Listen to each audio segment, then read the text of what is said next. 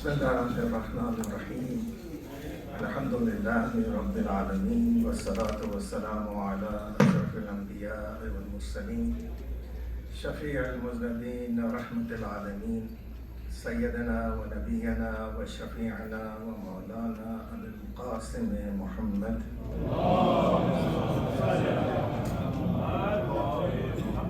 وآله الطيبين الطاهرين المعصومين الخيرين الفاضلين ولعنة الله على أعدائهم أجمعين من الآن إلى قيام يوم الدين. أما بعد فقد قال الله الحكيم في كتابه المبين وهو أصدق الصادقين. بسم الله الرحمن الرحيم. إنما وليكم الله ورسوله والذين آمنوا الذين يقيمون الصلاة ويؤتون الزكاة وهم راكعون. صلوات.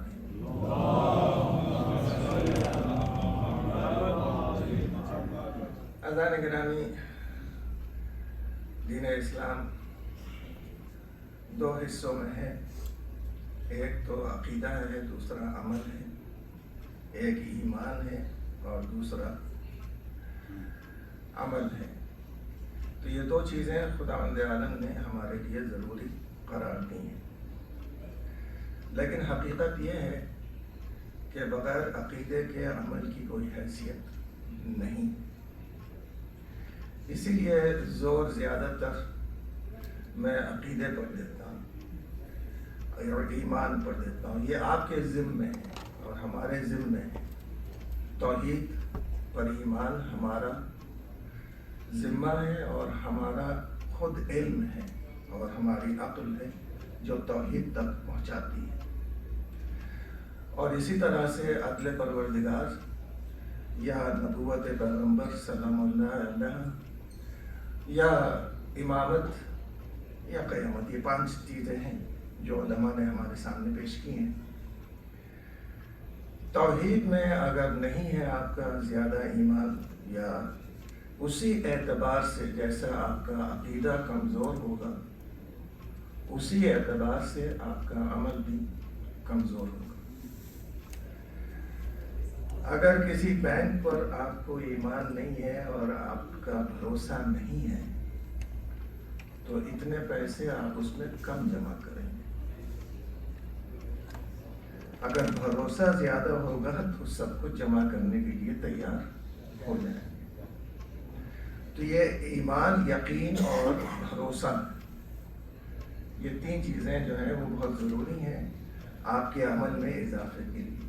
پھر یہ دیکھنا ہے کہ بھئی وہ راستہ جس کے اوپر ہم چل رہے ہیں اور عمل کر رہے ہیں آیا ہمیں منزل مقصود تک پہنچانے والا ہے یا نہیں.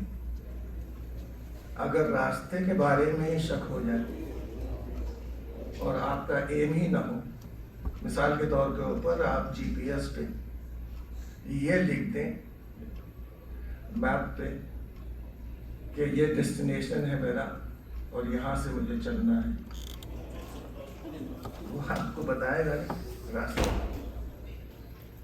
آپ کو لکھنا پڑے گا کہ کہاں تک جانا ہے. اسی لیے ایک مجلس میں نے آپ سے کہا کہ یہ یقین ہونا چاہیے انسان کو کہ جنت میں جائے گا.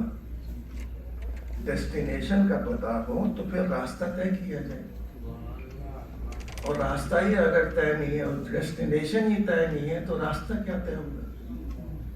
اور جب ہم نے طے کر لیا کہ ہمیں جنت میں جانا ہے اور اپنے جان اور مال کو ہم نے جنت کے لیے بیچ دیا ہے جنت کے عوض میں، اور مولا نے کہہ بھی دیا ہے کہ اپنی جان کو اور اپنے نفس کو جنت سے کم قیمت پر بیچنا نہیں.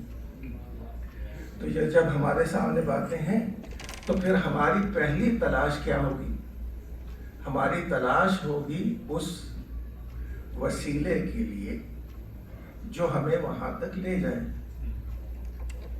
اب زیادہ سے زیادہ فاسٹ سے فاسٹ وسیلہ آپ تلاش کریں گے، اور وہ فاسٹ سے فاسٹ وسیلہ قرآن مجید بھی کہہ رہا ہے، یا ایھا الذین آمنوا اتقوا اللہ وابتغوا الیہ الوسیلہ، اس کی طرف وسیلہ۔ اب جب وسیلے کی تلاش میں آپ نکلیں گے تو مجھے ایمانداری سے بتائیں کہ کائنات میں اتنے وسیلے ہیں، تو آپ جو ہے تحقیق کریں گے کہ نہیں کریں گے؟ بتوں کی تحقیق کریں گے، حضرت عیسیٰ کی تحقیق کریں گے، اور پھر مسلمان جو ہیں وہ اپنے اپنے لوگوں کی تحقیق کریں گے۔ اس تحقیق کو تبرہ نہیں کہتے ہیں، اس تحقیق کو کہتے ہیں کہ ریسرچ کر رہے ہیں، بچپن سے شروع کر رہے ہیں، اور یہ آخر تک دیکھیں گے کہ بھئی ان کی زندگی ایسی ہے جو ہمارے لیے وسیلہ بن سکے کہ جنت میں لے جائیں یا نہیں ہے۔ اور یہ آپ کے مولانا آ گئے، ان کے لیے بلند تر سلام۔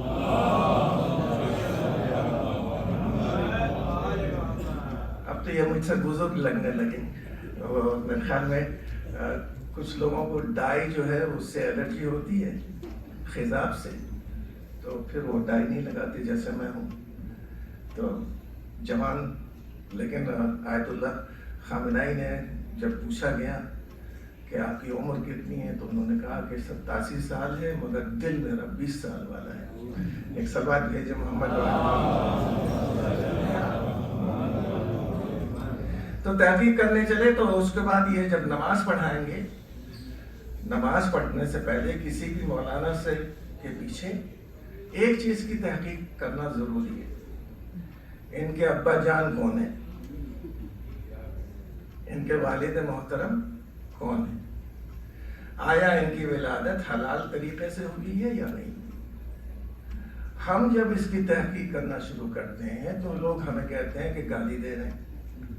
میں گالی نہیں دے رہا ہوں، میں آپ نے جو وسیلہ بنایا ہے اس کی تحقیق کر رہا ہوں کہ ان کی نسب اور ان کا نسل صحیح ہے یا نہیں ہے۔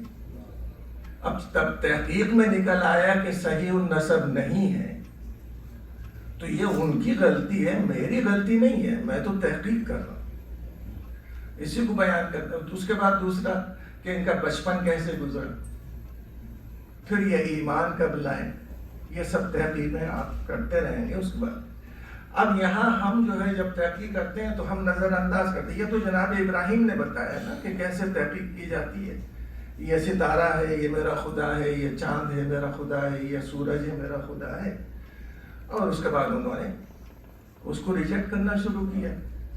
تو ہم نے بھی ریجیکٹ کرنا شروع کیا کہ یہ نہیں ہے، یہ نہیں ہے، یہ نہیں ہے، یہ نہیں ہے۔ تو اس ریجیکشن کو کہتے ہیں رفض کرنا، اس کو کہتے ہیں رافضی، کہ اس نے ریجیکٹ کر دیا، اس نے ریجیکٹ کر دیا۔ بھیا ہم تو ریجیکٹ کرتے آئے ہیں، سب سے پہلے ابلیس کو ریجیکٹ کیا تھا۔ ایک سلوات بھیجے محمد والا، تو اس کو رافضی کہتے ہیں۔ بہرحال مجھے بس اتنا کہنا ہے آپ کے سامنے کہ اب ہمیں رسول کے پاس جانا پڑے گا کہ رسول ہمیں لے جائیں گے یا نہیں۔ کہا کہ ہاں، لقد کان لکم فی رسول اللہ اسوۃ حسنہ، رسول اللہ کی زندگی میں تمہارے لیے ایک بہترین نمونہ عمل ہے۔ اس کا مطلب یہ ہے کہ رسول کے بچپن سے لے کے ولادت سے لے کے رسول اللہ کی شہادت یا رسول اللہ کی وفات تک آپ کوئی ایسا لمحہ نہیں دکھا سکتے جو دین اسلام سے منحرف ہو۔ اس کی ثبوت، اس کی دلیل ہم نہیں دے رہے ہیں، اس کی دلیل جو ہے وہ خود کفار قریش اور مشرکین قریش دے رہے ہیں۔ انہوں نے امین بھی کہا، صادق بھی کہا اور مانا۔ ابو جہل آیا رسول اللہ کے پاس اور اس نے کہا اے محمد، ہم تمہیں جھوٹا نہیں کہہ رہے، تم نے جو میسج ہمیں دیا ہے وہ جھوٹی میسج ہے، لیکن تم سچے ہو۔ اور یہی پیغام لے کر جناب جبرائیل آئے اور انہوں نے بھی یہی کہا کہ یا رسول اللہ غمگین ہونے کی ضرورت نہیں، یہ آپ کو جھوٹا نہیں کہہ رہے، اس پیغام کو جھوٹا کہہ رہے ہیں جو آپ ان کے سامنے پیش کر رہے ہیں۔ تو صادق بھی ہیں، امین بھی۔ یہ کردار رسول اللہ کا پوری زندگی اور پوری حیات رہا۔ اب رسول کے بارے میں دیکھیں کہ رسول اللہ ڈیسٹینیشن کس کے حوالے کر رہے ہیں۔ الحسن والحسین سیدہ شباب اہل الجنہ، اہل جنت چاہے دنیا میں ہوں چاہے آخرت میں ہوں، ان کے سید و سردار یہ حسن اور حسین دونوں، اور علی قسیم النار والجنہ، فاطمہ سیدت نساء اہل الجنہ۔ تو ہمارے پاس جو ہے ڈیسٹینیشن بھی مل گیا، ڈیسٹینیشن کا وسیلہ بھی مل گیا۔ اب ہمیں جو ہے وہ پریشان ہونے کی ضرورت نہیں ہے، آنکھ بند کر کے ان کے پیچھے چلیں، ان کے ساتھ رہیں۔ یہ عروۃ الوثقی بھی ہے، یہ حبل اللہ بھی ہے، ان کے دامن کو تھام لیں اور سیدھے جنت کی طرف روانہ ہو جائیں۔ یہ تلاش ختم ہو جاتی ہے جب ہم اہل بیت کے دروازے پر پہنچ جاتے ہیں۔ ایک صلوات بھیجیں محمد وعلی محمد۔ اہل بیت کتنے بلند ہیں؟ امام صادق علیہ السلام نے فرمایا کہ لولا، اگر اللہ نے ہمارے اوپر ہماری محبت تم پر واجب نہ کی ہوتی، فرض نہ کی ہوتی، اور ہماری ولایت تم پر فرض نہ کی ہوتی، اور ہماری محبت کا تمہیں حکم نہ دیا ہوتا، تو ہم تمہیں اپنے دروازوں پر بھی کھڑا نہیں ہونے دیتے، نہ اپنے گھروں میں داخل ہونے دیتے۔ جو کچھ ہم کہتے ہیں نہ اپنی رائے سے کہتے ہیں، نہ اپنی طرف سے کہتے ہیں، جو اللہ کہتا ہے وہی ہم کہتے ہیں۔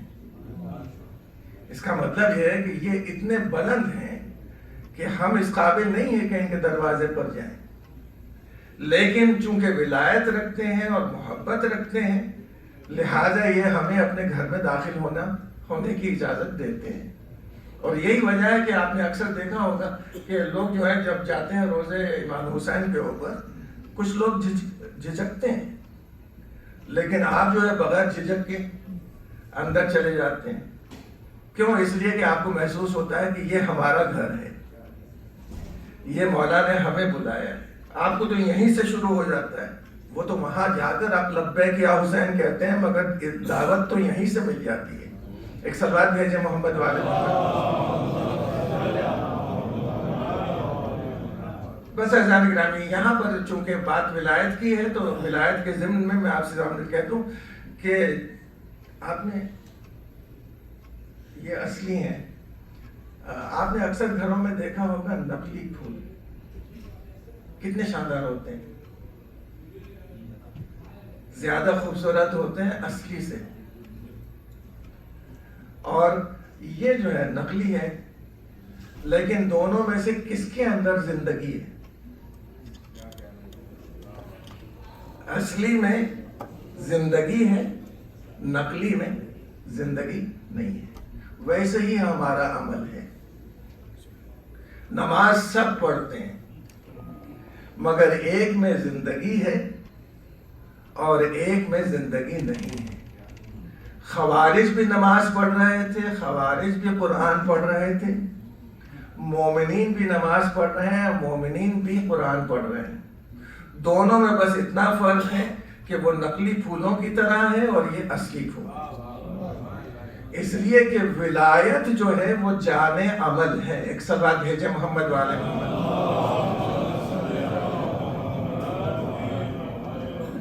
ہماری رگوں میں یہ ولایت ہے، اور ولایت کے بغیر تو نہ آپ کو نبوت ملے گی نہ توحید ملے گی۔ اور یہ امام رضا علیہ السلام نے نیشاپور میں بتا بھی دیا۔ نیشاپور میں یہ بتایا امام نے کہ لا الہ الا اللہ حسنی، یہ حدیث قدسی ہے، اور اس سے پہلے امام نے نام لے لیے یعنی اپنے بابا کا نام لیا، اس کے بعد ان کا سب کے نام لیے، اور نام لینے کے بعد پھر اس حدیث کو بیان کیا۔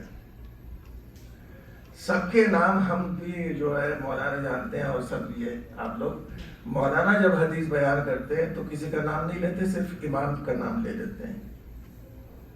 حالانکہ ہر راوی جو ہے بہت سارے ہیں، مگر ان راویوں کا نام کیوں؟ اس لیے کہ سب راویوں کا نام بیان کرنا عبادت نہیں ہے، عبادت ان ناموں کو بیان کرنا ہے جو امام رضا علیہ السلام نے بیان کیا۔ تو آپ سنتے آئے ہیں، اور ماشاءاللہ سے مولانا یہاں پر ہیں تو ہر ولادت اور شہادت پہ اس کا ذکر ہوتا ہے۔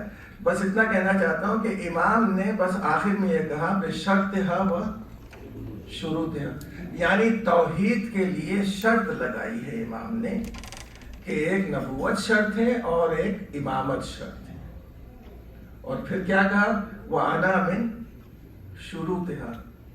اس کو عام طور سے یوں آپ سمجھ سکتے ہیں کہ ابھی نماز کا ٹائم ہوگا اور آپ جائیے نماز پڑھ لیجئے بغیر وضو کے، نماز ہو جائے گی؟ پھر کیا وہ نماز کا جز ہے وضو؟ نہیں، وضو جو ہے نماز کا شرط بھی نہیں ہے، جیسے رکوع سجدہ ہے ویسے نہیں ہے، لیکن آپ جائیں گے نماز پڑھ لیں گے بغیر وضو کے تو نماز گئی۔ کیوں؟ اس لیے کہ شرط نماز وضو ہے، وضو کے بغیر نماز نہیں ہوگی۔ جیسے آپ وضو کے بغیر نماز نہیں ہوگی، ویسے ہی ولایت کے بغیر توحید نہیں ہوگی۔ توحید کے لیے ولایت کا ہونا ضروری ہے، امامت کا ماننا ضروری ہے، نبوت کا ماننا ضروری ہے، اور محبت اہل بیت ضروری ہے۔ ایک صلوات بھیجے محمد والے محمد۔ جتنے ہم لوگ جتنے ہیں وہ سب کے سب کیا کرتے ہیں؟ نماز کس کے لیے پڑھ رہے ہیں آپ بتائیں؟ قربتاً الی اللہ، سب نے نماز پڑھی قربتاً الی اللہ، تو اللہ کے لیے ہونا چاہیے نا۔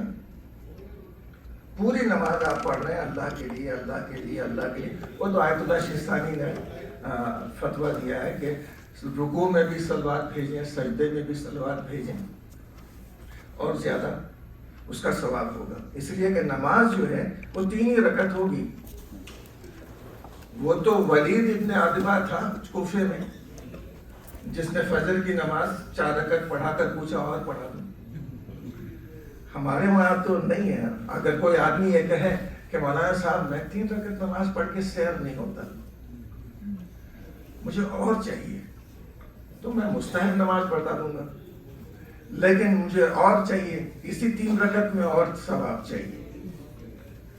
تو جب آپ دیکھتے ہیں کہ کاؤنٹ زیادہ نہیں کر سکتے، آپ نے اکثر دیکھا ہوگا نا، ماں سے اگر آپ کہہ دیں کہ اماں میں روٹی جو ہے وہ 2 نہیں کھاؤں گا، 1 کھاؤں گا، تو کیا کرتی ہے؟ ہاں بیٹا 1 ہی کھا لو۔ پیڑا بڑا کر دیتی ہے، اس کا وزن بڑھا دیتی ہے۔ تو 3 رکعت میں تو آپ اضافہ کر نہیں سکتے، تو آپ کیا کریں؟ اس 3 رکعت کا وزن بڑھا دیں، اور وزن بڑھے گا کیسے؟ صلوات پر محمد وآل محمد۔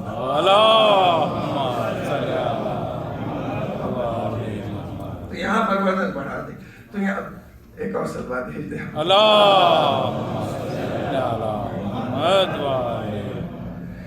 تو یہ جو ولایت ہے یہ پورا اثر انداز ہو رہی ہے پوری طرح، عقیدے میں بھی اور عمل میں بھی، دونوں جگہ پہ۔ اور اس کے بارے میں رسول اللہ نے جناب حمزہ سے اقرار لیا۔ جب جناب حمزہ نے آ کر رسول اللہ سے ملے جنگ احد سے پہلے، تو رسول اللہ نے ان کو پیغام دیا، اور پیغام دینے کے بعد کہا کہ اب وہ وقت آ گیا ہے کہ اب تم شہید ہو گئے۔ تو جناب حمزہ کے آنکھوں میں آنسو آئے، اور ظاہر رسول سے جدا ہو رہے ہیں تو آنکھوں میں آنسو آئیں گے، تو انہوں نے کہا کہ رسول اللہ نے کہا یا حمزہ یہ تمہارا عقیدہ ہونا چاہیے۔ تو ایک ایک بات انہوں نے رسول اللہ نے سمجھائی، اور سمجھانے کے بعد پھر جب ولایت کی باری آئی تو اقرار لیا ولایت علی ابن ابی طالب علیہ السلام کا تم اقرار کرو، تصدیق کرو. اور انہوں نے ولایت کی تصدیق بھی کی، اقرار بھی کیا.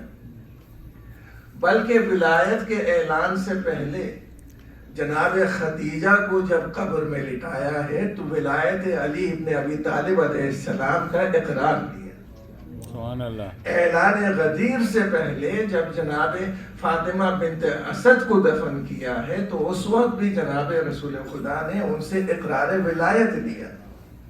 اس کا مطلب یہ ہے کہ اقرار ولایت وہ ہیں جو مکمل، بلکہ جب امام زین العابدین علیہ السلام کے پاس ایک صحابی کھڑے ہوئے تھے اور وہ صحابی ایک شخص اتنے میں آیا اور انہوں نے کہا کہ کیا آپ نماز کو جانتے ہیں، نماز پڑھتے ہیں، نماز کو جانتے ہیں؟ وہ غصے میں آ گئے. صحابی جو تھے، ہمارے نوجوان جو ہیں وہ ذرا سا جوش میں ہوتے ہیں. امام نے روک دیا ان کو، نہیں سوال کرنے دو. انہوں نے سوال کیا نماز کو، کہا ہاں جانتا ہوں. کہا اس کی افتتاح کیا ہے، اس کا آغاز کیا ہے نماز کا؟ تو امام نے کہا تکبیرۃ الاحرام. آغاز جو ہے اس کا نیت ہے. اس کے بعد تحریم کیا ہے؟ تحریم کے معنی ہے احرام باندھنا. جیسے حج میں جاتے ہیں تو احرام باندھتے ہیں تو کچھ چیزیں آپ کے اوپر حرام ہو جاتی ہیں. تو یہاں پر بھی جب تکبیرۃ الاحرام کہیں تو بہت سی چیزیں آپ پر حرام ہو جاتی ہیں. پہلی چیز جو حرام ہو جاتی ہے وہ ڈائریکشن چینج کرنا قبلے سے، اور اللہ کی طرف توجہ کرنا. آج کل تو ہمارے بچے اس کو دیکھتے ہیں نا، وہاں جو تراویح نماز ہوتی ہے تو وہ تراویح نماز میں وہ فون نکال کے ٹیکسٹ بھی کرتے ہیں میسج. تو توجہ اللہ ہونا چاہیے، توجہ فون نہیں ہونا چاہیے. ایک سلوات بھیجو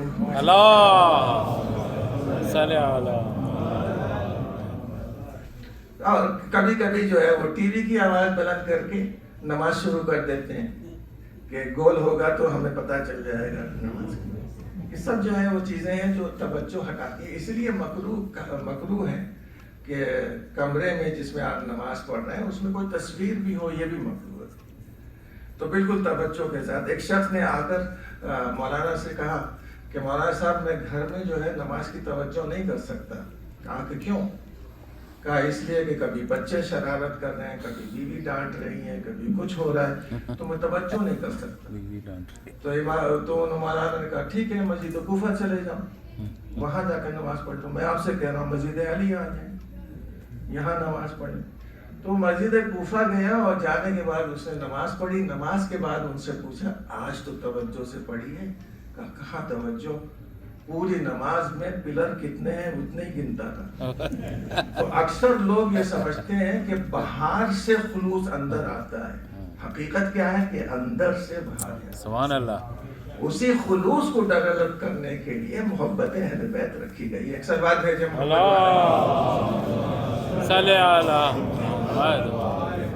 تو مولا علی کے زمانے میں بھی کچھ لوگ ایسے تھے جو صرف برائے نام مولا کے چاہنے والے تھے اور مولا کی طرف سے جنگ بھی کی ہے انہوں نے اور مولا کی فوج میں بھی تھے.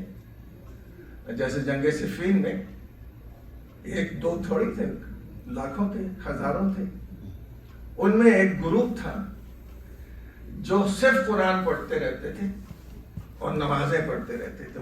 اور ان کو گھمنڈ بھی تھا اپنی نماز کے اوپر اور اپنی قرآن کا خوانی کے اوپر، قرات کے اوپر. اور جب جنگ بالکل شباب پہ تھی اور وہ مالک اشتر چند فاصلے پر رہ گئے تھے، یہ آ گئے مولا کے مقابلے پہ کہ انہوں نے قرآن جو ہے نیزوں پر بلند کر دیا. یا علی اسی کے لیے تو ہم جنگ کر رہے ہیں، لہٰذا جو ہے وہ جنگ روک دو. امام نے کہا کہ نہیں قرآن یہ نہیں ہے، قرآن تو میں خود ہوں. ایک صلوات بھیجے محمد والے. یہ قرآن تھوڑی، یہ تو تمہیں تمہیں گمراہ کرنے کی کوشش کر رہے ہیں، یہ باطل مراد لے رہے ہیں، حق کہہ رہے ہیں مگر باطل مراد لے رہے ہیں، مگر وہ نہیں سنے کہ یا علی ہم آپ کو شہید کر دیں گے، قتل کر دیں گے۔ تو آپ یہ سوچ رہے ہوں گے کہ علی جو ہے وہ معاذ اللہ نعوذ باللہ ڈر گئے، نہیں ڈرے نہیں ہیں۔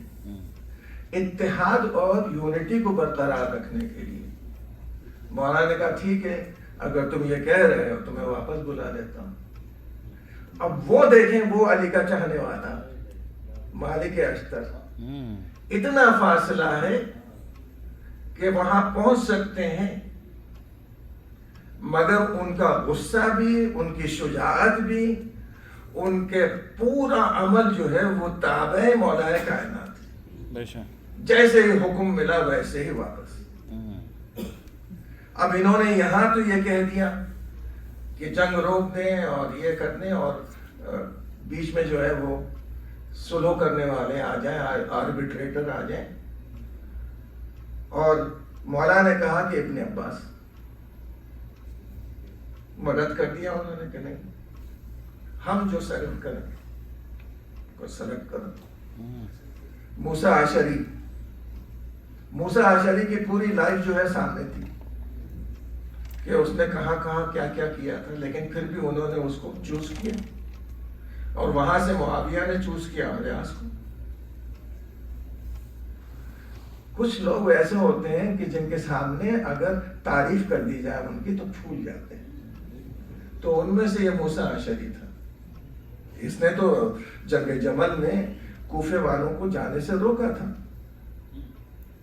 اور امام حسن علیہ السلام نے بعد میں آ کر جب خطبہ دیا ہے تو پھر کوفے والے گئے ہیں جنگ جمل کی طرف۔ میں جمل کو چھوڑ رہا ہوں، لیکن بس یہاں پر یہ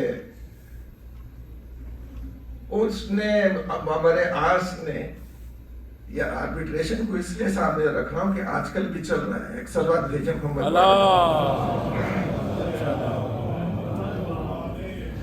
تو اس نے جو ہے عمرو عاص نے وہاں پر کہا کہ میں اس سے موسیٰ عشری سے بات کرنا چاہتا ہوں اکیلے میں۔ کہا ٹھیک ہے۔ اب اس نے اکیلے میں پہنچ کر جو تعریف کی ہے موسیٰ عشری کی کہ تمہارا جواب نہیں ہے، تمہاری عقل کا جواب نہیں ہے، تمہاری صحابیت رسول کا جواب نہیں ہے، تمہاری یہ نہیں ہے، اور سب تعریف بھول گئے۔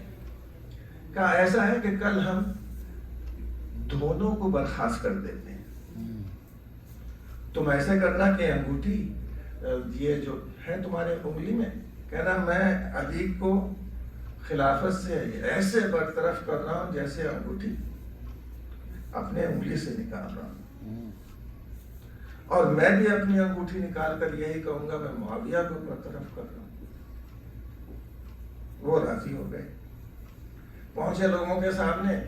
مولا نے یہ شرط لگا دی تھی کہ جو فیصلہ ہوگا آربیٹریٹرز کا قرآن اور سنت کے روح سے ہوگا۔ انہوں نے عمل نہیں کیا قرآن اور سنت پر، اور انہوں نے جو ہے وہ اعلان کیا، کھڑے ہو کر اس نے پہلے کہا عمرو عاص نے کہ بھائی یہ ایسے ہیں اور ایسے ہیں اور ایسے ہیں، ان کی تعریف کی، اور میری مجال نہیں ہے کہ میں ان سے پہلے کچھ کہوں، لہٰذا میں ان سے کہتا ہوں کہ آپ اعلان کریں جو کرنا ہے۔ کھڑے ہو گئے، وہ پھولے ہوئے تھے وہ 12، تو انہوں نے کہا کہ میں علی کو اس طرح نکالتا ہوں خلافت سے جیسے انگوٹھی انگلی سے نکال رہا ہوں۔ جیسے ہی انہوں نے یہ جملہ کہا، عمرو عاص آگے بڑھا، میں معاویہ کو اس طرح سے خلافت پر ثابت کرتا ہوں جیسے یہ میں انگوٹھی اپنی انگلی میں پہن۔ دیکھ رہے ہیں اتنی آسانی کے ساتھ۔ تو مولا نے اسی وقت کہہ دیا کہ نہیں یہ قرآن کے خلاف ہے، سنت کے خلاف۔ اب یہی گروپ جس نے آربیٹریٹر کے لیے کہا تھا اب کہتا ہے مولا علی سے کہ یہ تم نے غلط کیا ہے، اور لا حکم الا للہ، حکم جو ہے وہ صرف اللہ کے لیے ہے۔ مولا علی نے کہا کہ یہ تو تم نے ہی کہا تھا، میں تو منع کر رہا تھا، تم نے ہی کہا تھا۔ کہا کہ وہ تو ہم سے گناہ ہو گیا تھا وہ گناہ ہو گیا تھا اور آپ سے نہیں ہونا چاہیے تھا، اور حکم جو ہے وہ صرف اللہ کا ہے۔ امام نے کہا کہ بھیا حکم اللہ کا ہے، لیکن جج بھی تھے رسول اللہ کے زمانے میں، رسول اللہ جو ہے وہ جج بھی بنتے تھے، حکم بھی دیتے تھے، تو وہ حکم جو ہے وہ اللہ کی طرف سے ہونا چاہیے۔ سمجھا رہے ہیں مگر نہیں سمجھے۔ پھر اس کے بعد ابن عباس کو بھیجا کہ جاؤ تم سمجھا دو۔ اچھا ٹھیک ہے، تم اپنے قرآن اور روزہ اور نماز پڑھتے رہو، کوئی بات نہیں۔ اب انہوں نے ایک حرکت شروع کی، انہوں نے یہ حرکت شروع کی کہ جو مسلمان اور مومن تھے خالص، ان کو مارنا شروع کر دیا۔ عبداللہ ابن خباب ابن ارد، بہت ہی مخلص مومن اور مولا علی کے چاہنے والے، وہ اپنی بیوی کے ساتھ وہاں سے گزر رہے تھے، اور انہوں نے ان سے پوچھا کہاں جا رہے ہو، کیا کر رہے ہو؟ تو کہا کہ یہاں سے تم گزر رہے ہو تو علی کی مخالفت کر کے گزرو۔ انہوں نے کہا کہ یہ تو نہیں ہو سکتا۔ کہا کہ ہمارے ساتھ جو ہے وہ نماز روزہ، کہا نہیں وہ تم پڑھتے رہو، مجھے کام ہے، میں جا رہا ہوں۔ ان کے ساتھ ان کی پریگننٹ بیوی تھی۔ اس شخص نے آگے بڑھ کر عبداللہ ابن خباب ابن ارد کو قتل کر دیا۔ بیوی بھاگنے لگی اور ایک جملہ کہتی جا رہی تھی کہ مجھے چھوڑ دو، میں حاملہ ہوں۔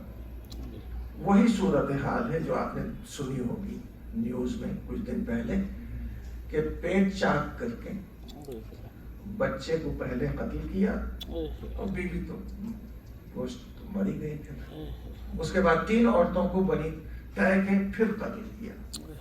یہ قتل و غارت جب انہوں نے شروع کر دیا تو پھر مولا کائنات بجائے اس کے کہ شام کی طرف جاتے جنگ کرنے کے لیے، مولا نے کہا کہ پہلے ان سے نمٹ جاؤں، اس کے بعد پھر وہاں جاؤں۔ وہاں جا کر پھر مولا نے نہروان ان کو سمجھایا، مگر وہ نہ سمجھنے والے تھے، انہوں نے نہیں سمجھا۔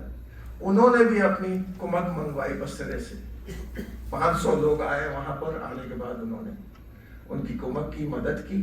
اور جب مولا کے صحابیوں نے کہا مولا یہ قرآن بہت اچھا پڑھتے ہیں، نماز، کہا ان سے امپریس نہیں ہونا۔ ویسے سعودی عرب میں بھی بہت اچھا قرآن پڑھا جاتا ہے، ایک سلوات بھیجے محمد والے، اور نمازیں بھی بہت ہوتی ہیں وہاں، تو حج ہوتا ہے۔ تو بہرحال امپریس نہیں ہونا۔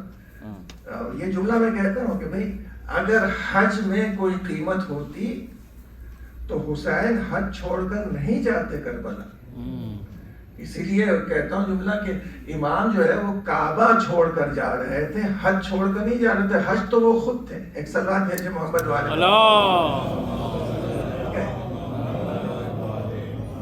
ایک اور سلوات۔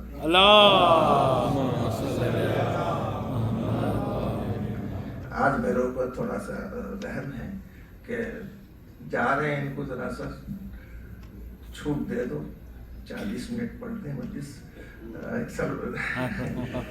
ویسے کبھی روکا نہیں ہے، خدا نہ دینا جزا خیر دے، زیادہ بھی پڑھ دیا ہے تو شکایت نہیں ہے، کم بھی پڑھا تو کوئی شکایت نہیں ہے۔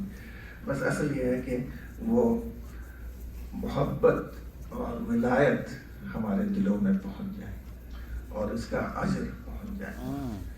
تو مولا کائنات نے جب ان کے اوپر حملہ کیا تو یہ نہر کی طرف چلے، تو ایک شخص کو بھیجا کہ جا کے دیکھو کہاں ہے۔ تو انہوں نے آ کر جواب دیا کہ مولا نہر کے پار چلے گئے۔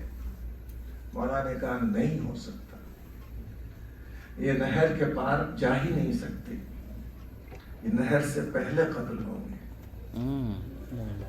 تو جب قریب جا کر دیکھا گیا تو وہ نہر کے اس طرف تھے، اس طرف ابھی گئے نہیں تھے۔ مولا نے پھر سمجھایا مگر پھر وہ نہیں سمجھے۔ انہوں نے کیا کہا، چلو جنت چلتے ہیں، علی کے لشکر سے جنگ کرتے، اور انہوں نے حملہ کیا۔ تو پھر مولا کائنات کے لشکر نے، اس سے پہلے مولا نے پیشن گوئی کر دی تھی کہ تم میں سے 10 سے زیادہ شہید نہیں ہوں گے، اور ان میں 10 سے زیادہ زندہ نہیں رہیں گے۔ تو جنگ ہوئی، دونوں طرف سے مولا کے لشکر نے ان کو گھیرا اور ان کو مارنا شروع کیا۔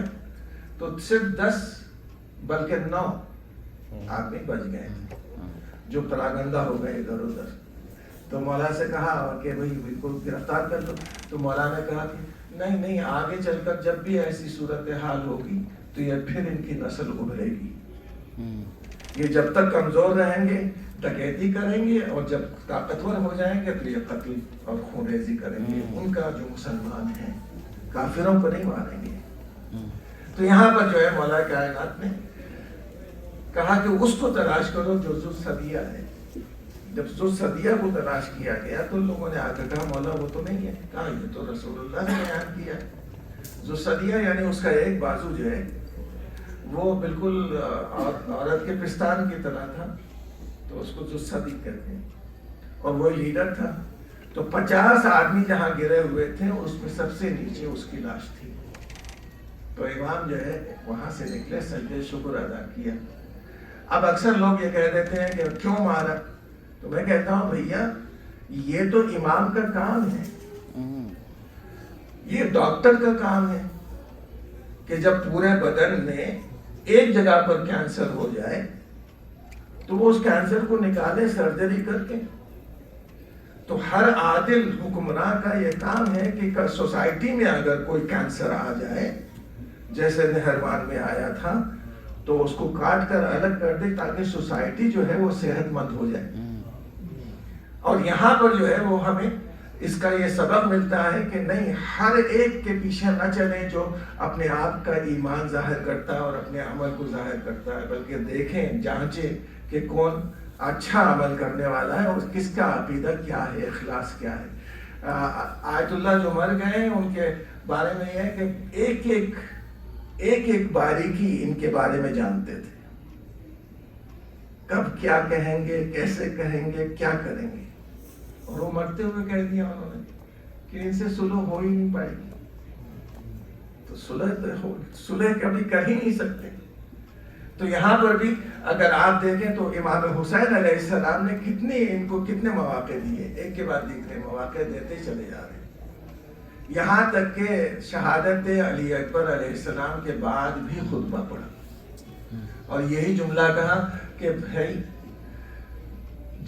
مجھے مار کر جہنم میں نہ جاؤ، یعنی جہنم سے بچا رہے ہیں امت رسول کو آخری وقت تک۔ اور وہ نہ ماننا تھا، نہ مانے تو ایک جملہ امام نے کہا، تمہارے پیٹ بطونکم، تمہارے پیٹ جو ہے وہ حرام سے بھرے ہوئے ہیں، تمہارے اوپر واعظ و نصیحت کا اثر نہیں ہوگا۔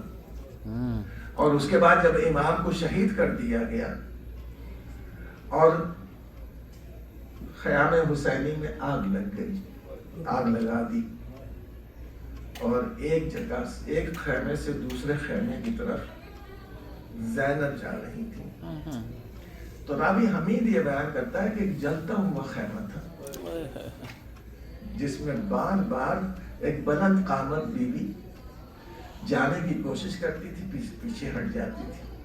اس نے کہا میں نے غور سے دیکھا تو وہ جلتے ہوئے خیمے میں چلی گئی اور جلتے ہوئے خیمے سے کوئی بوجھ اپنے اوپر اٹھا کر باہر لائی۔ جب قریب جا کر میں نے دیکھا اور پوچھا کہ یہ کون ہے، کہا یہ میرا بھتیجا زین العابدین۔ اجرکم اللہ عزیزان گرامی، پورے واقعات جو ہے شام غریبہ میں ہو گئے۔ 11 محرم میں ظہر تک جو واقعات ہوئے ہیں قیامت خیز واقعات ہیں۔ اور میرے ساتھ نے کہا اپنے لاشوں کو دفن کر دو۔ وہاں وہ اپنی لاشوں کو دفن کر رہے تھے اور دوسری طرف ملائین مقتل میں پہنچ کر شہداء کے سر بدن سے جدا کر رہے تھے، اور تیسرے امام حسین کے لاشے پر گھوڑے دوڑا رہے۔ یہ اتنی سی مدت میں سب کچھ ہو گیا۔ ظہر کے بعد اسیر کیا گیا اہل حرم کو اور بے کجاوہ اونٹوں پر سوار کیا گیا۔ جناب زینب نے یہ جملہ کہا کہ نہیں، تم انہیں ہاتھ نہیں لگا سکتے جناب زینب نے فضا میں اور سب نے مل کر ایک دوسرے کو سوار کیا، یہاں تک کہ جب آخر میں زینب رہ گئی تو زینب نے ایک مرتبہ فرات کا رخ کیا اور کہا کہ اے بھیا عباس، اب سب کو سوار کر چکی ہوں، مدینے سے بڑی عزت و احترام کے ساتھ تم لے کر آئے تھے، یہاں دیکھو تمہاری بہن، یہاں دیکھو تمہاری شہزادی، یہاں دیکھو تمہاری آقا زادی اکیلی کھڑی ہوئی ہے، کوئی سوار کرنے والا موجود نہیں ہے۔ اجرکم اللہ، زین العابدین نے آگے بڑھ کر سوار کیا۔ بس عزیزان گرامی، یہ قافلہ یہاں سے چلا ہے 11 محرم کو ظہر کے بعد۔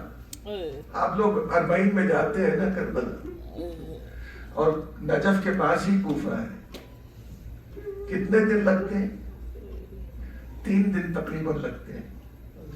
11 محرم کو ظہر کے بعد جو قافلہ اسیران کربلا کا کوفے لے جایا گیا تو 12 محرم سے پہلے، 12 محرم کی رات سے پہلے یہ قافلہ کوفے پہنچ گئے۔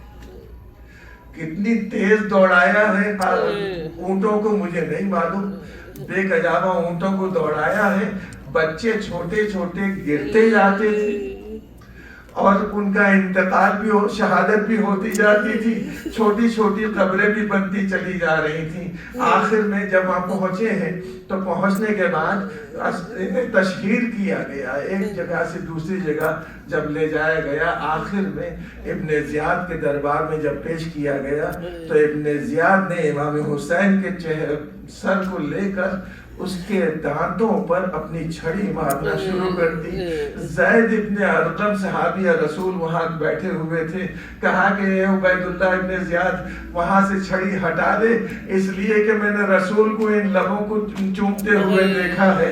دوسرے دن جب مسجد کوفہ میں، مسجد جامعہ میں اس نے خطبہ دیا ہے اور رسول مولا علی کو اور امام حسین کو برا بھلا کہنا شروع کیا تو اس وقت ایک اندھا صحابی رسول کا کھڑا ہوا جس کا نام عبداللہ ابن عفیف تھا، کھڑے ہو کر کہا تو جھوٹا، تیرا باپ جھوٹا، جس نے تجھے حاکم بنایا ہے وہ جھوٹا اور اس کا باپ جھوٹا۔ یہ جملہ سننے کے بعد جس کی دونوں آنکھیں گئی ہوئی تھی، اس کا مرتبہ عمر سعد نے حکم دیا کہ ان کو ذبح کر دیا جائے، قتل کر دیا جائے۔ آواز دی، اے عرض کے قبیلے عرض کے لوگ کہاں ہو، آؤ میری حفاظت کرو۔ سب کے سب پہنچ گئے حفاظت کرنے کے لیے اور ان کو ان کے گھر پہنچا دیا۔